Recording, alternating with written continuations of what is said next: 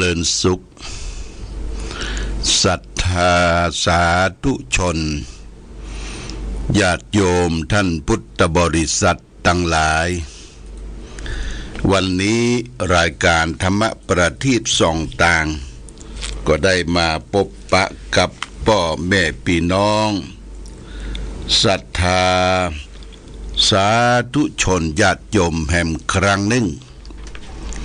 วันนี้เป็นวันศุกร์ที่9 เดือนสิงหาคมพุทธศักราช 2567 ซึ่งตรงกับเดือน11เหนือเดือน9ใต้ขึ้น5ค่ำญาติโยมวันนี้เป็นวันสุดท้ายของสัปดาห์แรกของเดือนสิงหาคมวันนี้ฝนคงหยุดตกญาติโยมฟ้าแจ้งใสเปล่งสว่างดีไปไหนมาไหนก็สะดวกสบายพอสมควรวันนี้วันศุกร์แล้วก็วันพรุ่งนี้วันเสาร์ซึ่งตรงกับวันที่10เดือนสิงหาคมพุทธศักราช 2567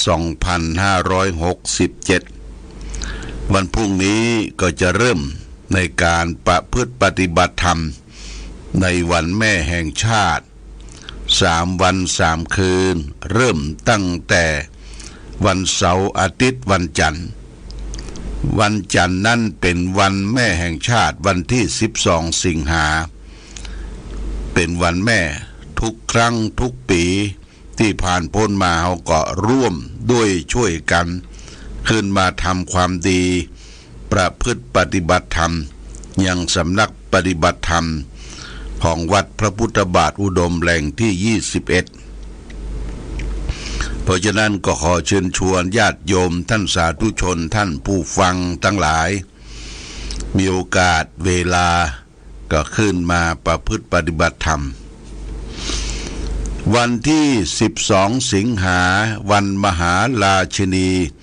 เป็นวันคล้ายวันพระราชสมภพของสมเด็จพระนางเจ้าพระบรมราชินีนาถพระแม่เจ้าของชาวไทยพระกู้บารมีของพระบาทสมเด็จพระเจ้าอยู่หัวรัชกาลที่9เพราะฉะนั้นปวงชนชาวไทยทุกชนทุกหมู่เหล่าก็จะได้ร่วมกันสร้างคุณงามความดีทั้งการพัฒนาประเทศชาติบ้านเมืองสถานที่ต่างๆและก็การพัฒนาที่จิตใจการพัฒนาที่จิตใจนะคือล่ำเปิงยัดล่ำเปิงเอาพุทโธเมนาโถขอพระพุทธเจ้าเป็นสนะเป็นที่เปิ้งธัมโมเมนาโถขอเอาพระธรรมเป็นสรณะเป็นที่เปิ้งธัมโมเมนาโถขอเอาพระสงฆ์เป็นสรณะเป็นที่เปิ้งพุทโธธัมโมสังโฆเมนาโถนี้จำเริญเป็นพระรัตนตรัยอยู่จิตใจของเราและท่านทั้งหลายและพร้อมกันนั้นก็ถวายพระพรพระชนมายุของสมเด็จพระนางเจ้าพระบรมราชินีนาถมีพระชนยั่งยืนอายุยืนหมื่นปีพระพันวษาอัยกาเจ้ามีพระชนมายุยืนหมื่นปีตอนนี้พระองค์มีพระชนมายุ92จะครบในวันที่12 สิงหาเนี่ยญาติโยมนะเราก็ร่วมโดยช่วยกันอยู่ในพื้นแผ่นดินไทยสร้างบุญสร้างกุศลสร้างบุญบารมีที่พระองค์ได้สร้างคุณประโยชน์แก่พระสงฆ์นิกรปวงชนชาวไทยมาตั้งแต่ก่อนโบราณก่อนเปิ้นมาเสด็จที่เมืองฝางเนี่ยญาติโยมนะสมัยเปิ้นหนุ่มๆกับพระบาทสมเด็จพระเจ้าอยู่หัวเราจะเห็นรูปเก่าๆที่ว่าการอำเภอฝางเนี่ยผู้คนในสมัยนั้นก็มีการฟ้อนต้อนรับโดยเฉพาะอย่างยิ่งฟ้อนเจิงของป่อสางยุงนี่อยู่ที่อำเภอแม่อายตำบลแม่สาวบ้านห้วยประสางมาฟ้อนเจิงพระองค์ก็เสด็จนั่งที่หน้ามุก กับพระบาทสมเด็จพระเจ้าอยู่หัวทรงประทับอยู่ที่หั่นดูการไล่ลำดูการฟ้อนเจงของวัฒนธรรมประเพณีพี่น้องชายใหญ่เพราะฉะนั้นพระองค์เสด็จไปทุกที่ทุกแห่งทุกคนกับพระบาทสมเด็จพระเจ้าอยู่หัวไปปิกฟื้นแผ่นดินที่มันแห้งแรงแห้งขอดที่มีน้ำมีท่าขึ้นมาสร้างฝายสร้างชนประทานสร้างคลองประทานโครงการพระราชดำริที่ไหนน้ำท่วมน้ำถากพระองค์ก็ไปช่วยปัดช่วยแปลงแล้วก็ขึ้นป่าขึ้นเขาสมเด็จพระนางเจ้าพระบรมราชินีนาถท่านตรัสว่าเมื่อพระเจ้าอยู่หัวเป็นน้ำพระองค์จะเป็นป่ารักษาอนุรักษ์ป่าไม้ไว้ให้รักษาน้ำชุ่มชื่นอยู่ตลอดเวลาเพราะฉะนั้นจึงมีโครงการบ้านเล็กในป่าใหญ่บ้านเล็กในป่าใหญ่ที่ใกล้ที่สุดบ้านเฮาก็คือที่ดอยปูมื่นดอยปูมื่นเข้าโดนตางที่บ้านห้วยประสางขึ้นไปก็จะไปหันบ้านเล็กในป่าใหญ่โครงการของพระบาทของ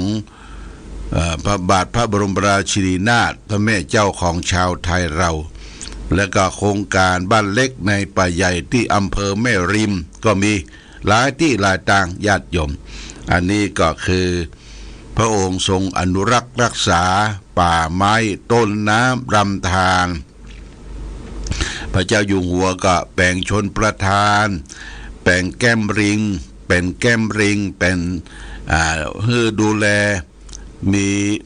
การทดน้ำมีฝ่ายแมวมีการทดน้ำมีการอนุรักษ์รักษา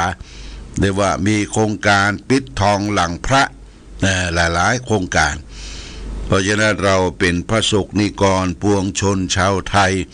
ตระหนักในหน้าที่ที่เราอาศัยบนพื้นแผ่นดินไทย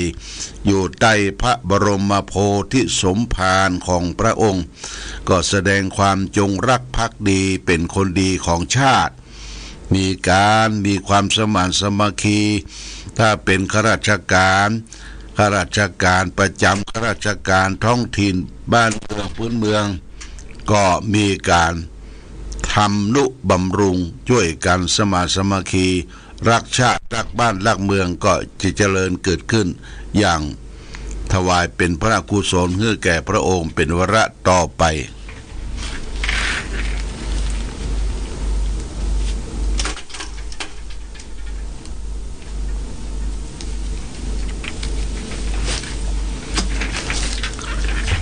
เพราะฉะนั้นในโอกาสที่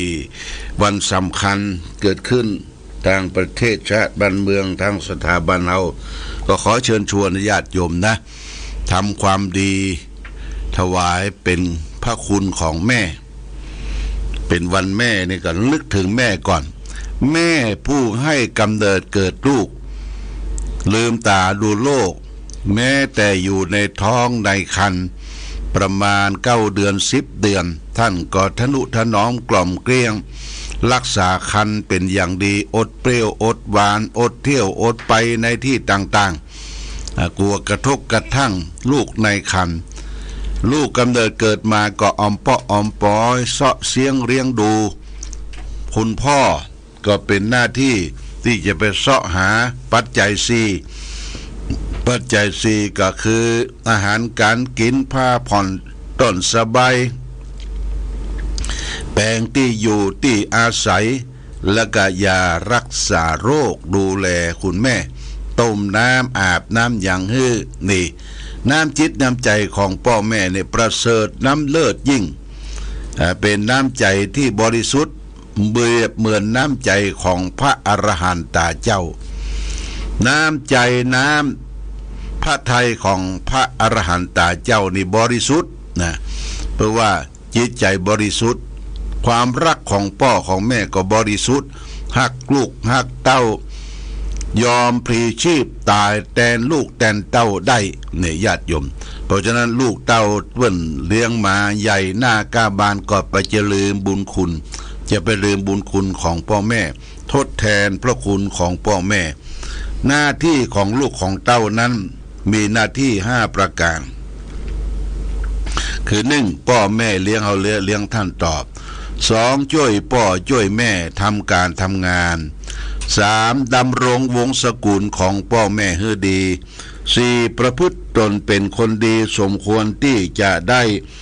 รับทรัพย์สินมรดกตกทอด5เมื่อพ่อแม่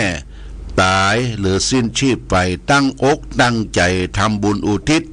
ส่วนบุญส่วนกุศลให้แก่ท่านถ้าเราได้ดำรงตนชีวิตที่พระพุทธเจ้าได้วางรักหน้าที่ไว้เนี่ยเราจะเป็นคนดีเป็นคนที่มีความกตัญญูกตเวทิตาความกตัญญูกตเวทิตาเนี่ยเป็นนิมิตเป็นเครื่องหมายของคนดีญาติโยมวันเกิดเฮาเฉลิมฉลองกันยกใหญ่วันเกิดเฮาคือวันคล้ายวันตายของแม่นะแม่ต้องเอาชีวิตไปเสี่ยงต่อการเกิดลูกคลอดลูกยิ่งสมัยก่อนโบราณทางพยาบาลทางโรงพยาบาลบ่มีเขาก็เกิดมาจากตามธรรมชาติมีหมอตำแยมีแม่จ้างป้อก็ดูแลอยู่ใกล้ชิดนะคอยท่องกระถงกระถาวานเข้าสารเอาดาบออกมาเทคกันผีญาติโยมกันผีกะผีอย่างมะเร็มแต่ก่อนนี่ผีกะมะเร็มเวลาแม่เฮาจะเกิดเนี่ยเปิ้นก็อยู่ตามนอกในห้องไล่ลมไล่ผีกำดาบว่ากระถาเทคนี่คือป้อเมื่อได้ยินเสียงลูกเอาแว่ละลุงอกลุงใจดีอกดีใจเข้ามาหาแล้วก็พ่อแม่จ้างก็สะสางล้างถ้วยพ่อก็ต้มน้ำอุ่นให้สะสางล้างถ้วยสำระขาวเลือดตั้งหลายตั้งปวงแล้วก็เอามา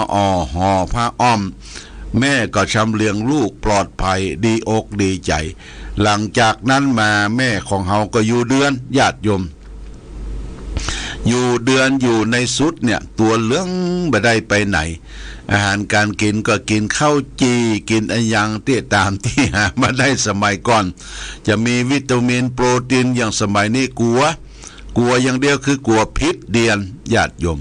กลัวพิษเดียนป้อก็หัวตกก้นคิดเสาะหางปลาหาเข้าหาอาหารการกินโยนผ้านุ่งครัวใบผ้าอย่างป้อมมีนุ่งเพราะลูกกำเนิดเกิดมาลูกดีอกดีใจไปเสาะว่าหากินปกดินสินหญ้าแต่ก่อนนี่หับจ้างสมัยอีป้อเขานี่ไปหับจ้างบกนาญาติโยมบกนากว่าจะได้งานได้ให้นี่ต้องเอาชีวิตเอาร่างกายเอาขบกไปบกนาหับจ้างเปิ้นมีรถไถแต่ก่อนได้รถไถก็มันมียังก็มีได้เงินได้สตางค์มาสัก100กาสัก200นี่ก็เอามาจินเจียเลี้ยงครอบครัวเลี้ยงลูกเลี้ยงเต้าใหญ่โตใหญ่หน้าก้าบานมากระลึงกระลังเพราะฉะนั้นสิ่งนี้คือนึกถึงพ่อนึกถึงแม่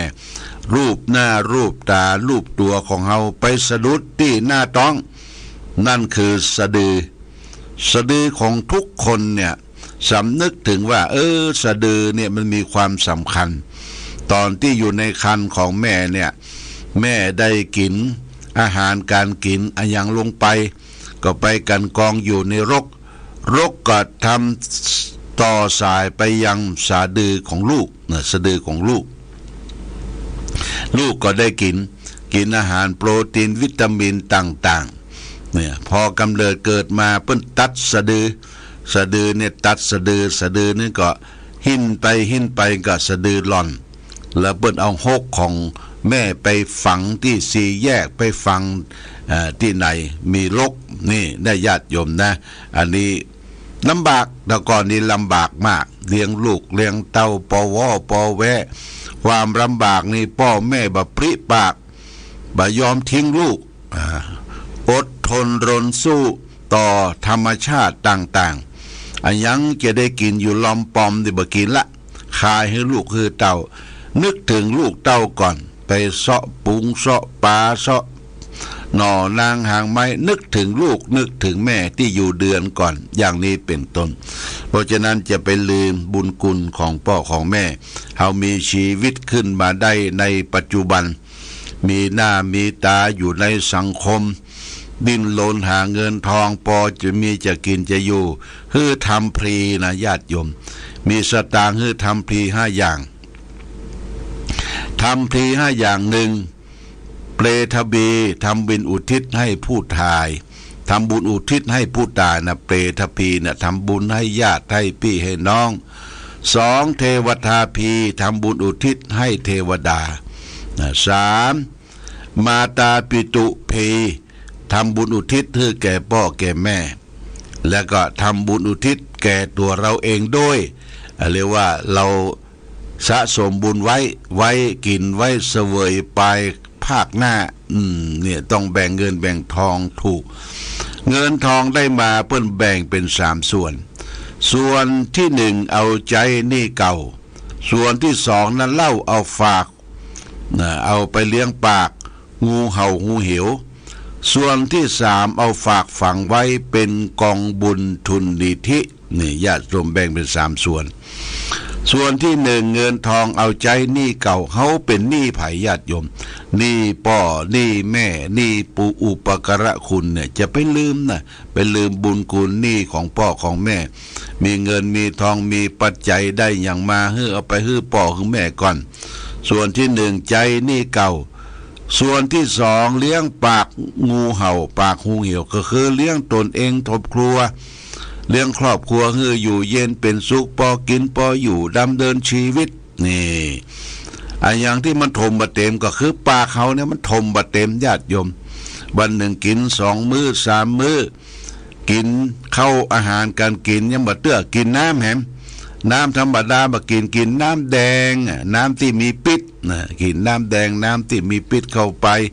ขวดละ100 200เนี่ยญาติโยมท่านสาธุชนทั้งหลายเนี่ยส่วนที่2นี่เอาเลี้ยงงูปากงูเห่างูเหวส่วนที่3เอาฝากฝังไว้เป็นกองบุญทุนนิธิฝากไว้กับวัดกับวากับศาสนากับสถานสารศึกษาตลอดถึงโรงพยาบาลเนี่ยญาติโยมนะโรงพยาบาลเนี่ยบางท่านบางคนคิดหันตันชอบว่าโรงพยาบาลมีประโยชน์แก่ผู้คนทั้งหลายเพราะได้ยุกได้ยาดูแลผู้ป่วยก็ไปรับเป็นเจ้าภาพห้องเจ้าภาพอุปกรณ์แพทย์เจ้าภาพนั้นเจ้าภาพนี้ดังที่ประจักษ์กันมาเฮาได้ฮู้ได้ทราบกันนี่ก็คือเงินทองใจให้มันเป็นประโยชน์จะไปใจจ่ายสุรุ่ยสุร่ายจะไปกินขว้างโบะขว้างบะรู้จักประหยัดและอดออมเนี่ยเงินทองถ้ามีไว้เนี่ยโอ้มันจุ่มอกจุ่นใจถ้าบ่มีเงินทองมียังกองเป็นกองทุนไว้บ่มีเงินมีทองไปเปิ้งปี้ก็เจ็บต้องไปเปิ้งน้องก็เจ็บใจเฮาจะไปเปิ้งไผมีเงินมีทองในญาติโยมเจ็บเป็นเย็นอุ่นหน้าปวปแวหน้าแหวไปแหวมาจะไปเปิ้งไผนี่สำคัญนะสำคัญญาติโยมนี่ฝากไว้เป็นหลักคิดคือเราและท่านทั้งหลายเพราะฉะนั้นในวาระโอกาสอันสำคัญที่จะมาถึงตั้งแต่วันพรุ่งนี้วันที่10วันเสาร์วันที่11วันอาทิตย์วันที่12วันจันทร์วันแม่แห่งชาติ3 วัน 3 คืนนี้เปิ้นปิดมีปิดกิจการงานต่างๆเขาก็ปากันตนตัวเข้าไปวัดก็มีความพร้อมพอสมควรมีที่พักที่อาศัยมีอาหารการกินน้ำชงน้ำชากาแฟก็คอยบริการคือแก่ญาติโยมท่านสาธุชนทั้งหลายก็ขอเชิญชวนเด้อที่วัดพระพุทธบาทอุดมน้ำบ่อสวาสำนักปฏิบัติธรรมโอเพนแปลว่าภาษาอังกฤษว่าเปิดเพื่อญาติโยมได้มาร่วมกันประพฤติปฏิบัติธรรมเราจะไปอ้างว่า ขอจองเด้อจองนั่นจองนี้ไผมาก่อนก็ได้ก่อนอย่าไปจองบดีเนาะไผมาที่พักที่นอนมาก่อนก็ได้ก่อนแบ่งปันอยู่ที่อาศัยและช่วยกันประพฤติปฏิบัติต่อไปอย่างนี้เป็นต้นเพราะฉะนั้นนี่ขอเชิญชวนญาติโยมท่านสาธุชนสร้างคุณงามความดีถวายเป็นพระราชกุศลแด่สมเด็จพระนางเจ้าพระบรมราชินีนาถพระแม่เจ้าของชาวไทยเราในวาระโอกาสวันแม่แห่งชาติพัฒนาประเทศชาติบ้านเมืองพัฒนาสถานที่และสุดท้ายคือ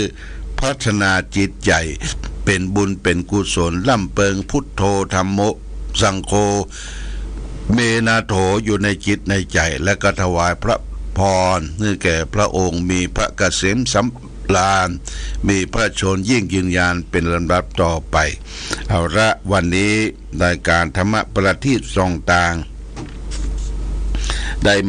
มาพบศรัทธาสาธุชนญาติโยมทั้งหลายก็พอสมควรแก่กาลเวลาขอความผาสุขความมีธรรมจงบังเกิดมีแก่ศรัทธาสาธุชนญาติโยมทุกท่านรายการธรรมะประทีปส่องต่างต้องขอลาก่อนขอผู้ฟังจงตั้งมั่นจิตหันษาด้วยธรรมะขององค์พระพุทธาได้นำพาให้เกิดความ